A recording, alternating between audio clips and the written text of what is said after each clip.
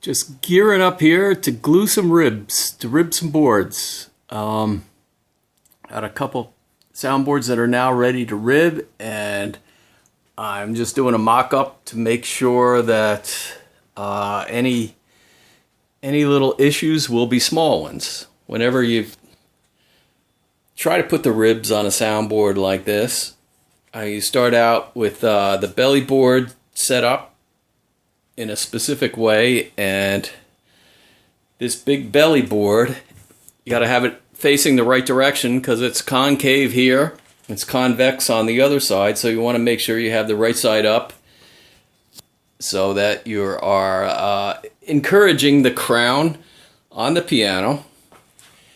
And then the other part of the belly board, which is the top part, is secured to the ceiling, so that doesn't fall down. That makes a big noise if that happens, so you can't have that.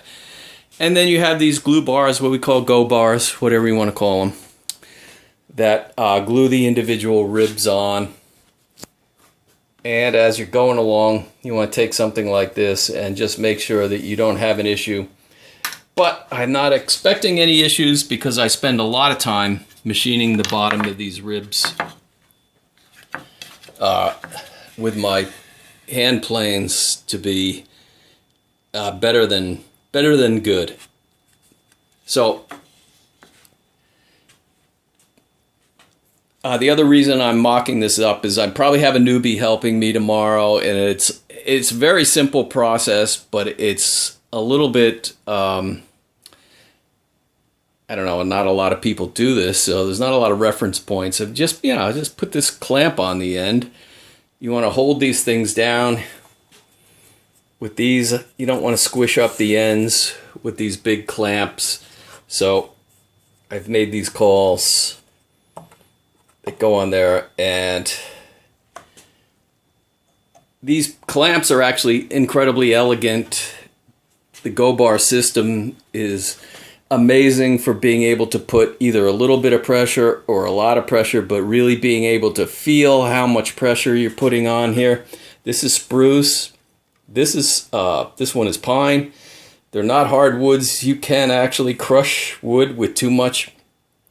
I've thought about doing this with a vacuum bag in the future. Maybe it would be easier. This seems like something that might be doable with a vacuum bag instead of this old-time apparatus, but we'll see what happens in the future. Right now, this works pretty well as long as you have some good help. So anyway, both these guys are ready to go.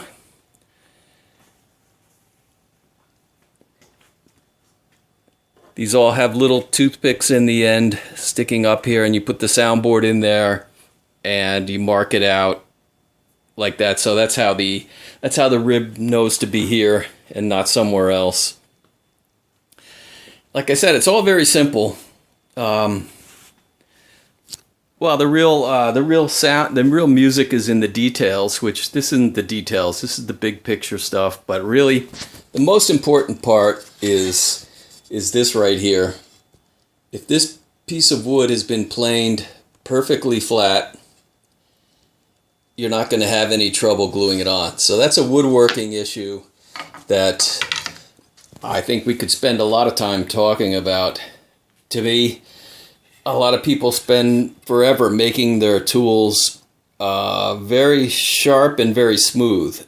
And I don't worry about smooth. I worry about very sharp and very flat.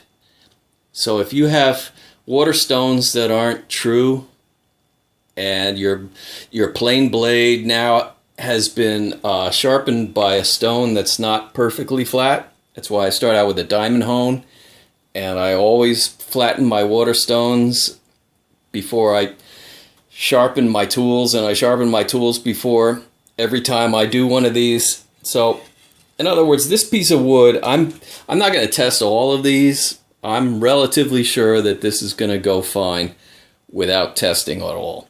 So anyway, just another look at where we're at.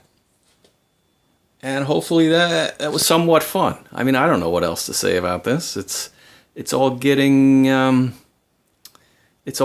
right.